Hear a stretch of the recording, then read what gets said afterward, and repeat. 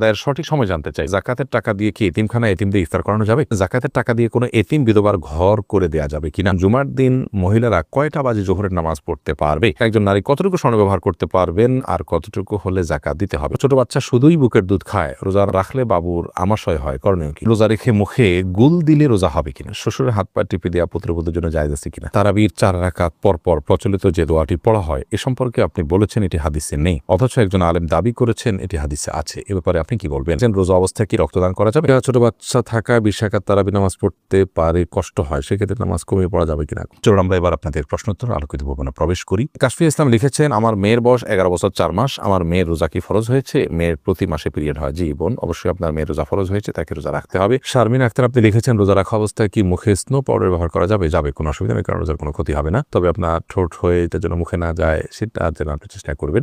জাকিয়া হোসেন আপনি লিখেছেন, একজন নারী কতটুকু স্বর্ণ ব্যবহার করতে পারবেন আর কতটুকু হলে জাকাত দিতে হবে?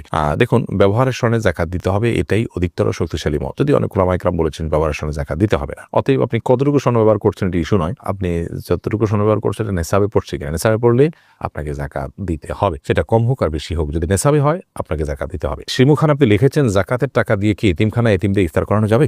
ইফতার করানো তখন জায়েজ হবে যখন ইফতার করার কোনো ব্যবস্থা গরিবের নাই, তখন আপনি জাকাতের টাকা দিয়ে সে অ্যারেঞ্জ করলেন। মূলত জাকাতের টাকা তাদেরকে দিয়ে দিবে, তাদের প্রয়োজন অনুযায়ী খরচ করবে। আপনি নিজে আইটেম ফিক্স করে দিবেন না যে জাকাতের টাকা দিয়ে তুমি এটাই করো। অনেকে হয়তো মনে করেন যে এটা আমি ইফতার করালাম, এটা একটা দৃশ্যমান কিছু হলো, তাহলে সেক্ষেত্রে তো এটি রিয়া হয়ে গেল, লৌকিকতা হলো, এটা তো গুনাহের কারণ হতে পারে, বরং আমাদের সাবধান থাকতে হবে। দাদি নানি আইডি থেকে আপনি লিখেছেন, জাকাতের টাকা দিয়ে কোনো এতিম বিধবার ঘর করে দেয়া যাবে কিনা? জাকাতের টাকা দিয়ে ইয়েতিম অথবা কোনো বিধবাকে আপনি ঘর করে দিতে পারেন যদি তারা জাকাতের হকদার হয়। এতিম হলেই যে জাকাতের হকদার হবে এমনটি কিন্তু আবশ্যক নয়, বিধবা হলেই যে জাকাতের হকদার হবে এমনটি কিন্তু আবশ্যক নয়। একজন ভদ্র মহিলা, তার স্বামী মারা গেছেন, তিনি বিধবা হয়েছেন, কিন্তু তার এত সম্পদ আছে যেটা দিয়ে চলতে পারে, তাহলে সেক্ষেত্রে তিনি জাকাতের হকদার নন। এতিমের ক্ষেত্রে একই কথা প্রযোজ্য। যাই হোক, তো এতিম বা বিধবা যে জাকাতের হকদার হয়, তাদের যে সম্পদ আছে বা উপার্জন হয় তা দিয়ে তাদের সংসার চলতে কষ্ট হয়, এরকম যদি হয় তাহলে সেক্ষেত্রে আপনি তাদেরকে জাকাতের টাকা দিতে পারেন। জাকাতের টাকা না দিয়ে তাদের যদি ঘরের নিড থাকে, যে তাদের নিরাপদে থাকার মতো কোনো ঘর নেই, সে প্রয়োজন থাকে এবং টাকা দিলে তারা হয়তো নষ্ট করে ফেলবে, আপনি তত্ত্বাবধান করে তাদের হয়ে ঘর নির্মাণ করে দিলে জাকাতের টাকা দিয়ে এটা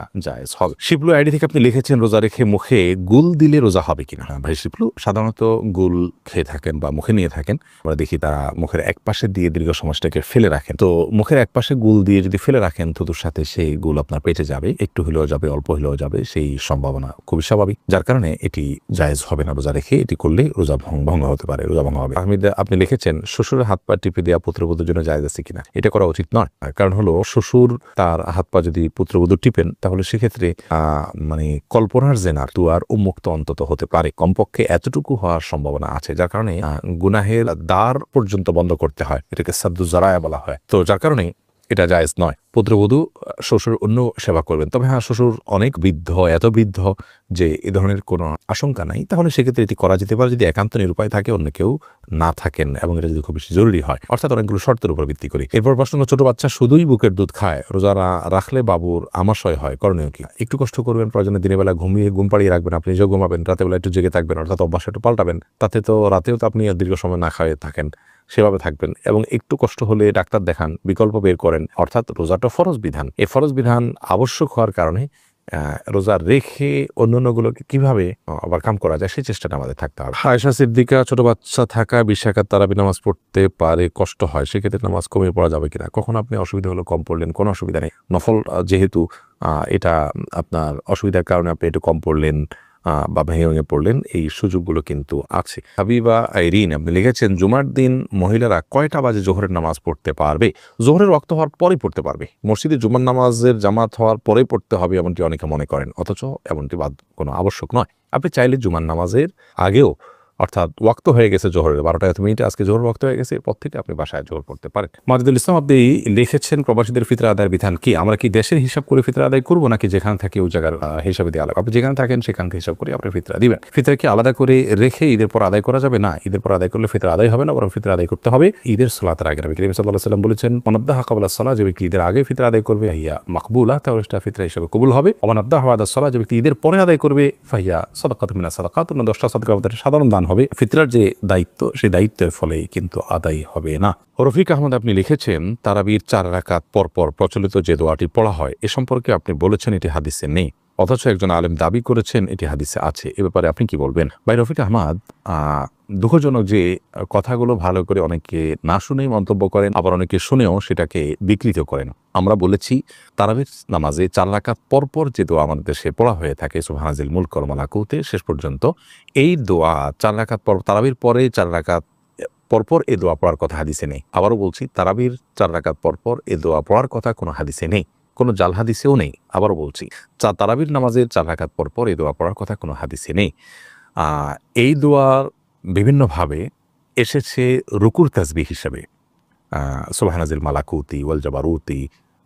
রুকুতে নবী করিম সাল্লাল্লাহু আলাইহি ওয়াসাল্লাম সুবহানাল আযীমের জায়গায় আপনার এই তাসবিহ পাঠ করতেন, এ দোয়া পাঠ করতেন। তো রুকুর তাসবিহকে এনে যদি আপনি 4 রাকাত পরপর যে আমরা বৈঠক করে থাকি, বসে থাকি আরামের জন্য, রেস্টের জন্য, সেই জায়গায় আপনি সেট করেন, তার জন্য আপনার তো প্রুফ লাগবে।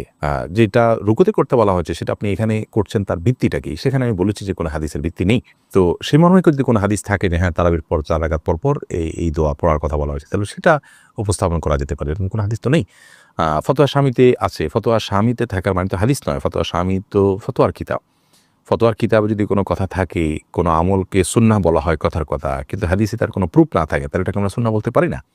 তো আমি যেটা বলেছি এটা পরিষ্কার যে 4 রাকাত পরপর, তারাবির 4 রাকাত পরপর এই দোয়া পড়ার কথা কোনো হাদিসে নেই। অতএব এই দোয়া আছে অন্য কোথাও পড়ার জন্য, সেই হাদিস এনে যদি আপনি 4 রাকাত পরপর পড়ার বিষয়টি প্রমাণ করেন, তাহলে সেটা তো অবশ্যই অগ্রহণযোগ্য এবং হাস্যকর হবে।